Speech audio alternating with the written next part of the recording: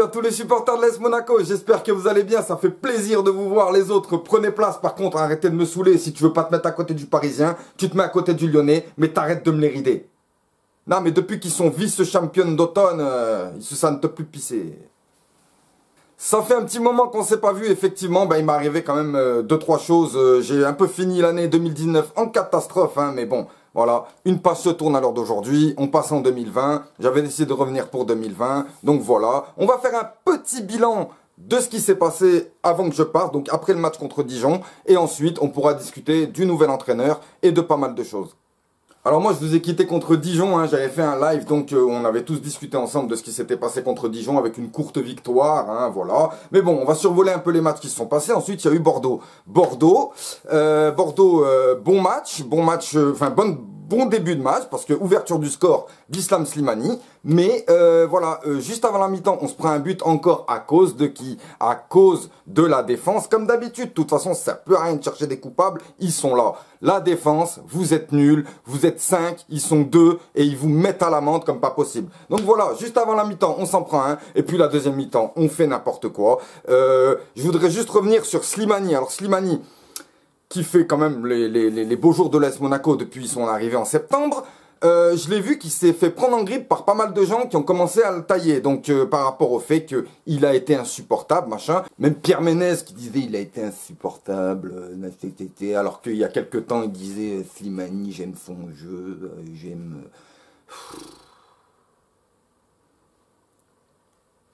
Moi, j'aimerais juste vous rappeler qu'il y a beaucoup de gens qui demandaient des joueurs avec du caractère. On vous amène des joueurs avec du caractère, mais ça gueule et ça continue de gueuler. Pourquoi? Islam Slimani, il n'a pas été insupportable, il a été provocateur. C'est son jeu, il joue comme ça, Slimani. Il est provocateur. Tout le monde a besoin d'un provocateur. Les plus grands joueurs sont des provocateurs. Luis Suarez, Zlatan Ibrahimovic, c'est pas des provocateurs. On a besoin de gens provocateurs et qui ont du caractère. C'est bien ce que vous demandez, non? Personne dit aussi que Slimani, il a quand même ramené pas mal de cartons jaunes par ses petites mimiques et ses petites provocations. Parce que ça sert à ça. Tous ceux qui connaissent le foot te diront que la déstabilisation de l'adversaire et on va dire la petite taquinerie sur le terrain, ça fait partie du jeu.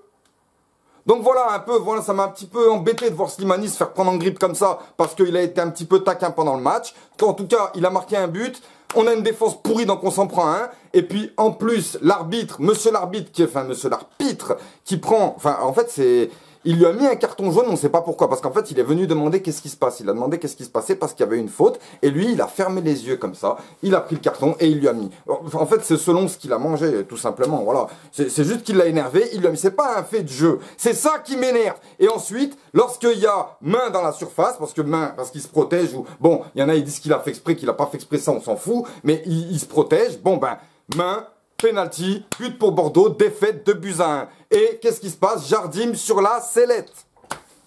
Alors moi, je me dis, parfait, quand Jardim il est sur la sellette, c'est là qu'il est imbattable. Il est imbattable. Donc Jardim, je regarde le match d'après, Paris Saint-Germain. Yes! C'est bon, j'ai commencé à appeler mes potes parisiens, leur dire, on va vous déchirer et tout. Ne vous inquiétez pas, Jardim, il est sur la sellette. Il fait ce qu'il peut, mais quand il est sur la sellette, il nous sort une équipe de fous, il nous sort un truc de fou tout le temps. Donc vous allez perdre, messieurs. Et là, bizarrement, les Parisiens, je sais pas, ils ont eu peur de l'eau, ou je sais pas quelle histoire, je sais pas. Et en fait, ils sont pas venus, ce qui fait que le match a été décalé et qu'on est passé directement à Toulouse. Et Toulouse, en fait, Leonardo Jardim s'est sauvé contre Toulouse, ce qui fait qu'il n'était plus sur la sellette. Enfin, voilà, maintenant, attention, je vais venir sur les anti et les pro-Jardim parce que vous m'avez cassé la tête. Et en fait, le problème avec vous, c'est qu'on ne peut pas. Si moi j'ai pas envie d'avoir deux camps, moi je suis dans mon camp, j'en ai rien à foutre de vos camps anti pro Jardim, j'en ai rien à cirer. Mais bon, on va y revenir.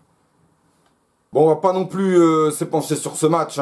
Voilà, contre Toulouse, c'était un match poussif, c'était un match difficile. On ouvre le score très rapidement, il me semble à la 5e minute, par Ben Yedder, penalty. Et ils nous répondent dans la première mi-temps par un penalty. Ce qui fait que le match, il a du mal à se décanter au niveau du jeu. Et heureusement étant donné que Jardim doit se sauver, il a dit, Gelson, viens voir, vas-y, tu rentres, t'en mets un, comme ça, je suis sauvé. Gelson, il a dit, il n'y a pas de souci.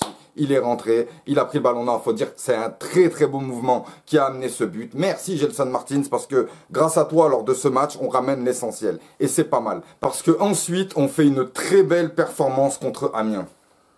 Un match contre Amiens avec une superbe composition. J'ai super bien aimé cette composition avec Martins, Ben Yedder en pointe, Keita Baldé. Enfin, parce qu'il mérite Keita Baldé. Ça fait un moment qu'il mérite de jouer. Et en fait, j'en ai marre, moi, de ce système où on n'a pas d'ailier. Parce qu'on a quand même de super ailiers. Oh, Keita Baldé, Onyekuru. Et enfin, voilà, le truc, c'est qu'on n'utilise pas. Bref, il y a Keita Baldé qui est sur le terrain, ça fait plaisir, on a droit à un gros match, on a droit à une grosse frappe offensive quand même de l'AS Monaco, il y a plus de 20 tirs pendant ce match, et c'est ça qu'on voulait voir, nous on veut voir un peu plus de jeu, même si ça a été poussif, mais tout s'est réglé en 7 minutes avec un boulet de canon de Wissam Ben Yedder en plein milieu, enfin suite à un corner il me semble, ou un centre, il met une fumante au milieu de tout le monde, ça rentre, magnifique, 1-0, doublé la mise lors d'un coup franc de Golovin sur Maripane qui saute dans la surface et qui la pousse du pied au fond des filets, 2-0, et ensuite Keita Baldé qui clôture le score 3-0, ça fait plaisir, ça fait du bien, on passe un bon moment, on passe une bonne semaine, là on se dit enfin un match maîtrisé de bout en bout, ça faisait, il y en a qui me disaient ça fait longtemps qu'on n'a pas vu l'AS Monaco dominer, si on voit l'AS Monaco dominer, mais par petites bribes, pas tout un match, et là on a quand même super bien pris en main ce match, et ça fait plaisir, même si certains diront que c'est Amiens, je vous rappelle qu'Amiens il nous battait l'année dernière, donc voilà, moi je prends ce qu'il y a à prendre, et celui qui est pas content. Et on allait à Angers pour y rencontrer le SCO d'Angers. Là, on sait que c'est un match difficile. On sait que Angers, voilà, ça fait un moment qu'ils se sont inscrits comme un club de Ligue 1. Et enfin voilà, ils ont vraiment un joli jeu. Et moi, j'aime beaucoup leur manière de jouer, leur manière de voir les choses dans le football. Enfin, je me comprends. Et comme prévu, le match a été super difficile. On a dû maintenir. Merci à Benjamin Lecomte. Parce que franchement, depuis un moment, Benjamin Lecomte, heureusement que tu es là. Heureusement que enfin tu nous as montré ce que c'était qu'un vrai gardien à l'AS Monaco. On en a eu des grands gardiens, on en a eu. Mais là, vraiment, ça fait vraiment plaisir. Parce que ça fait vraiment 2 ans qu'on a de gros problèmes dans ce club au niveau des gardiens. On aurait pu perdre comme on aurait pu gagner ce match, mais bon, surtout qu'on avait de grosses échéances, donc Lille, Paris Saint-Germain en championnat, donc s'il fallait prendre des points, c'était bien contre Angers, mais bon, on a laissé passer le coche, on est quand même allé prendre un point à l'extérieur, et ensuite, on a fait 2 gros matchs, enfin 2 grosses mi-temps de 90 minutes contre Lille, une en Coupe de la Ligue, une en championnat, mais alors... Lors de ce match, voilà, moi j'ai pensé vraiment que Jardim voulait se faire licencier lors du premier en Coupe de la Ligue. Pourtant, enfin voilà, je me dis, il y a des... on était déjà revenus aux fondamentaux avec Keita Baldé porte-bouteille, Slimani à gauche, Maripane dans les cages. Enfin, une fois qu'il s'était sauvé, en fait, il est reparti dans ses compositions à la je sais pas quoi, où il n'y a que lui qui comprend. Mais bon, on joue contre Lille. Pourtant, sur le visage des joueurs, j'ai vu quelque chose, comme quoi ils avaient envie. Mais ils n'arrivaient à rien. Et en plus, on a fait que des cadeaux à Lille. On a fait 3 cadeaux à Lille et ils ont profité. 3-0 dans la bouche à Monaco. C'est une honte. C'est une honte parce que franchement, on s'attendait quand même à autre chose avec ce que vous nous aviez montré avant. Mais voilà, on était bien dégoûtés par cette situation. Mais moi, je me suis dit, on va encore peut-être se faire laminer en championnat. Et là, ça voudra vraiment dire qu'on vient, voilà, on vient chez vous 2 fois, on vous défonce 2 fois et on s'en va. Voilà, moi j'avais vraiment peur de cette défaite, cette deuxième défaite contre Lille, d'affilée en championnat, en championnat à Monaco. Et qu'est-ce qu'on voit là? Qu'est-ce qu'on voit là? Un grand Monaco, enfin comme on le veut, comme on le veut, avec des buts, du spectacle, de l'envie, de la joie et des buts. Mais bien sûr, Jardim était sur la sellette avant même le match, donc tu te poses même pas la question de pourquoi.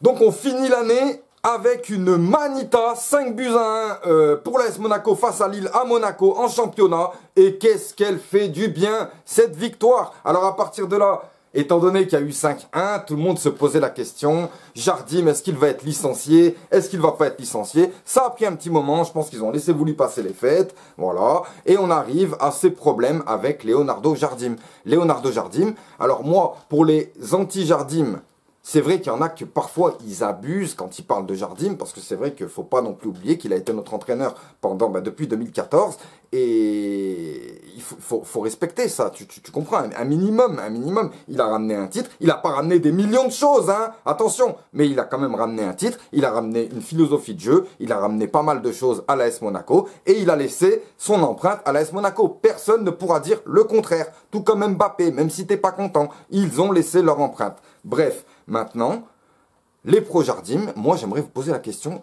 qu'est-ce qui se passe avec Jardim? Enfin voilà, on a l'impression vraiment que c'est intime, c'est ta meuf ou je sais pas quoi. Oh, vous lancez des guerres ouvertes, vous faites n'importe quoi sur Facebook, vous racontez que des conneries, vous vous en prenez aux supporters. Alors les médias dominants déjà s'amusent, leur truc c'est de diviser les gens, voilà, mais je pensais pas que les journalistes sportifs étaient assez bons pour diviser les supporters d'un club. Là franchement, ça me choque, mais que tu sois pro ou anti-Jardim, qu'est-ce qu'on en a à foutre? Moi, je vais te dire, moi, ma position, c'est la même depuis le début. Je voulais que Jardim reste au moins jusqu'à la fin de saison. Parce que encore chambouler toutes les choses en plein milieu de l'année, c'est pas bon. Et en plus de ça, t'as pas le choix au niveau des entraîneurs, t'as pas le choix au niveau des joueurs. Souvent, c'est des décisions qui sont prises à la va-vite quand c'est au mercato d'hiver. Donc, je voulais attendre le mercato d'été. Mais le mercato d'été, encore une fois, les joueurs, les problèmes, le mercato tardif et tout ce que... Voilà, tu connais. Donc voilà, je vais pas te l'apprendre. Maintenant, une chose, on s'en tape. Et il y en a maintenant qui attendent au tournant Moreno, parce que Jardim, vous allez voir Moreno ce qu'il va faire mieux, blablabla. Oh les gars, il vient d'arriver, laissez-le tranquille. Alors moi aussi ça m'a choqué, ça m'a un petit peu choqué le fait que on prenne un entraîneur qui n'a pas d'expérience, encore une fois. Peut-être que la leçon n'a pas été reconnue, mais attention, ça n'est pas quelqu'un qui a l'expérience de Thierry Henry non plus. C'est quelqu'un qui a une grosse expérience, qui a connu de grandes choses, avec la sélection espagnole. Il a été 9 ans aux côtés de Luis Enrique, l'un des plus grands entraîneurs d'Europe. Donc voilà, c'est pas des choses à mettre à la poubelle. Et maintenant, il va pouvoir voler de ses propres ailes. Tous les entraîneurs commencent comme ça de toute façon.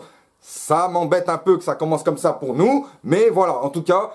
Qui sait, peut-être que ça peut être le prochain grand entraîneur de l'AS Monaco. On ne sait pas, en tout cas, il n'y a pas encore eu de match. On peut tout s'imaginer. On va voir le début. Moi, quoi qu'il en soit, je suis optimiste et je suis serein, même si ces 3 premiers matchs vont être très difficiles. Alors tous ceux qui ont insulté les gens comme quoi on est des anti-Jardim, ça veut dire aussi que l'AS Monaco, le club, est anti-Jardim, vu qu'ils l'ont licencié. Donc après, arrêtez de faire comme si non plus c'était pas fondé. Voilà, Jardim, il nous a ramené de belles choses comme il nous a ramené la pire saison de l'AS Monaco. Ne l'oublions pas non plus. Donc voilà, maintenant, moi j'ai rien contre Jardim, c'est un grand entraîneur. Il t'inquiète pas pour lui, il compte ses millions. Et puis il va sûrement encore continuer sa carrière d'entraîneur. Et je lui souhaite que du bon. Parce que comme je t'ai dit, il a laissé une empreinte. Maintenant, on tourne la page. Arrêtez de vous embrouiller pour des conneries à l'AS Monaco. Là, franchement, j'en ai marre. J'en ai marre de voir les supporters se manger la gueule. Et le pire, c'est que des fois, ça en devient ridicule, quoi. Les mecs, on dirait, ils vont faire une vraie vendetta. Donc moi, mon camp, c'est l'AS Monaco. Tant que l'AS Monaco va bien, peu importe les organes. Voilà, c'est ça. Mais toi aussi, c'est pareil. Mais voilà, maintenant, on va tourner cette page. On va se mettre sur Moreno. Moreno, il a un style qui est... comment dire, il a envie de jouer, il a envie de créer du beau jeu. Il est adepte du 4-4-2. Il a même écrit des livres sur le football, sur la tactique. Il entraîne depuis l'âge de 15 ans, il me semble, 14-15 ans. Pas sur manager, non, des vraies équipes. Non, mais... Et bien sûr, je lui souhaite que du bonheur avec l'AS Monaco, pour notre bonheur à nous aussi. Et nous, il faut qu'on puisse arriver à comprendre certaines choses, parce qu'il faut savoir qu'il y a des informations qu'on a, il y a des informations qu'on n'a pas, on a beaucoup d'informations erronées. Si on se prend la tête avec tout ça, ça sert à rien. Les gars, ceux qui parlent de sources sûres, ceux qui parlent de... laissez-les, s'ils ont envie de donner leur information, laissez-la donner l'information. Arrêtez de gueuler pour rien. Voilà. Concernant les départs, je sais qu'il y a Boschilia, Onyekuru, Jemerson qui a été, peut-être, tu me diras, peut-être que c'est la logique, hein, parce que au bout d'un moment, tu sais, Moreno, il a dû regarder les matchs. Oui, non, mais là, tu peux plus te cacher. Il a dû l'appeler, lui dire, c'est bien toi, là, parce que je te confonds avec Gelson, c'est vrai, depuis qu'il a coupé ses cheveux, mais c'est bien toi, ça. D'accord, bon, liste des transferts, Jemerson. Désolé, oui, je sais, tu es un grand de l'AS Monaco, tu as eu le titre avec l'AS Monaco, mais depuis, on dirait que tu te fous de la gueule de l'AS Monaco, et moi, ça me va pas. Donc voilà, Jemerson, peut-être en instance de départ. Onyekuru, moi je veux qu'il reste, étant donné qu'on va peut-être changer de système. Peut-être que j'aimerais quand même qu'il reste et qu'il ait ces deux, parce que bon, on l'a quand même acheté, quoi. Et que j'aimerais qu'il reste pour pouvoir avoir du temps de jeu avec Moreno. Ce serait pas mal. Donc voilà, moi, tout ce que je veux, c'est le bonheur de l'AS Monaco, je le répète. Et pour le moment, on a donc un match très difficile en Coupe de France contre Reims. Il va falloir mettre les bouchées doubles parce que Reims, ils sont un petit peu embêtants déjà de base. Et en plus, ils sont en coupe, c'est-à-dire qu'ils n'ont pas la tête au championnat. Il faut faire attention en coupe, vous le savez très bien. Et ensuite, la double confrontation contre le Paris Saint-Germain. Mais Moreno, il a dit qu'il voulait gagner. Donc, ben, pourquoi pas, on y va pour gagner. Il veut gagner les 3 matchs et il a dit qu'il veut gagner tous les matchs. Donc voilà, écoute, moi, j'aime bien comment il parle. Donc je suis avec lui et je te dis, on va gagner tous les matchs. Désolé les Parisiens, mais arrêtez de...